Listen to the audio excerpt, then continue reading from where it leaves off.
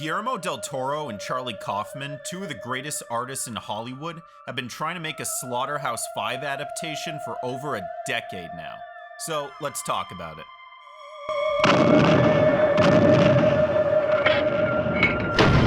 Thought when I was young, I thought art of therapy was a line, that it didn't happen, but it does. It's 100% real. Slaughterhouse-Five is one of those books everyone has heard of, but very few people have actually read. And if you have read it, there's still a good chance you didn't really understand what was going on.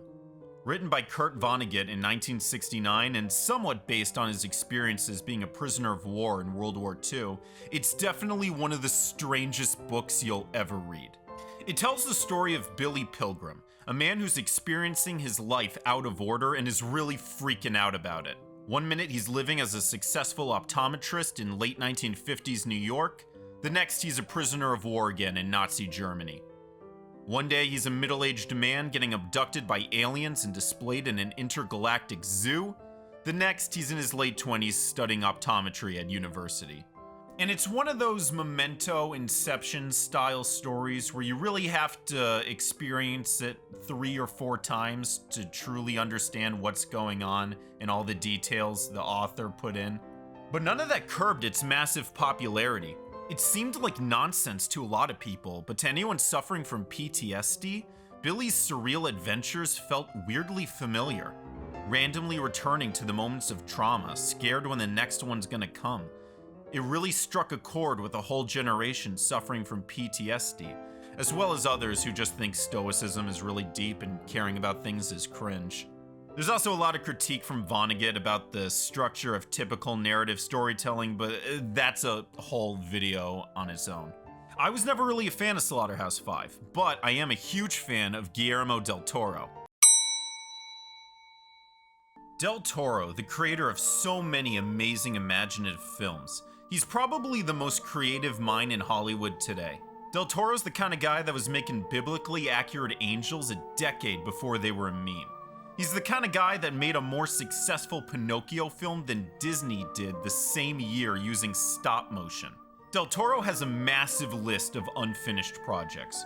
From a Lovecraft movie he's been trying to make for 30 years, an adaptation of the manga Monster, a bunch of horror games, and an adaptation of Slaughterhouse-Five with screenwriter Charlie Kaufman. Charlie Kaufman, writer of Eternal Sunshine of the Spotless Mind, Being John Malkovich, Adaptations, Synecdoche, New York, and I'm Thinking of Ending Things, is easily one of the most respected screenwriters in current cinema. While never achieving massive blockbuster-level success, he has leagues of online fans defending every last one of his movies. The real success. I mean, if I had a penny for every time a director referenced one of Charlie's films saying, yeah, I guess we're looking for a little bit of, I don't know, Eternal Sunshining-ish, or just a tone of Synecdoche, New York, I'd be buying us dinner forever. His work is very detail-oriented, nothing spoon-fed to you. It's very surreal. You have to watch it probably 3 or 4 times to pick up all the details he hid. His work often deals with traumatic themes. He's really not afraid to show you his nihilistic views, bleak outlook on life, a whole lot of pessimistic shoulder-shrugging, why even bother caring about things, and at times very depressing material. Putting it simply, he's probably perfect to write the Slaughterhouse-Five screenplay. Charlie Kaufman actually started his career satirizing Kurt Vonnegut in National Lampoon, so a Slaughterhouse-Five movie is probably something he's thought about a couple times. We don't know the full extent of how far this film got in pre-production, but we do know for sure that Guillermo del Toro and Charlie Kaufman had a few meetings about it. The most interesting part of the movie is the way they plan to tell it. See, Slaughterhouse-Five, being a non-linear book, is told through a lot of flashbacks and flash-forwards. That one movie that was made of it, as well as most non-linear storytelling, seems to take the same approach, too. And let me tell you, this movie is a very by-the-numbers way to adapt a book. It's boring, it tries nothing new, the performances aren't anything special, and dude, they didn't even try to make the aliens. I'm not even joking, this is what they go with for the other planet. What, did you just think hand aliens would be too silly? Del Toro saw this movie and said it was not at all what Kaufman and him had in mind for their Slaughterhouse-Five movie. Guillermo del Toro says he wants the movie to reflect the perspective of the aliens from the story who see all points of time at once. Nobody really knows what that actually entails though. If he's not planning flashbacks and flash forwards, what the hell is he visualizing? Does he mean he'll have all scenes from the movie overlapping at each other at the same time? Let me see your license! You can't leave the scene of an accident! Sounds like an obvious mess, so probably not what he has in mind. I haven't heard anybody mention it, but I have a feeling he meant a much more blending of times and places. Unless you've seen some of Charlie Kaufman's movies, this might be hard to imagine what I'm referring to, since no other filmmaker really does this except Charlie, but a lot of his movies will have moments where he really plays with time and mixes scenes of different points together. It happens a little bit in Eternal Sunshine and a whole hell of a lot in I'm Thinking of Ending Things. Nobody knows for sure, but I have to imagine that this is what Del Toro has in mind for Slaughterhouse-Five.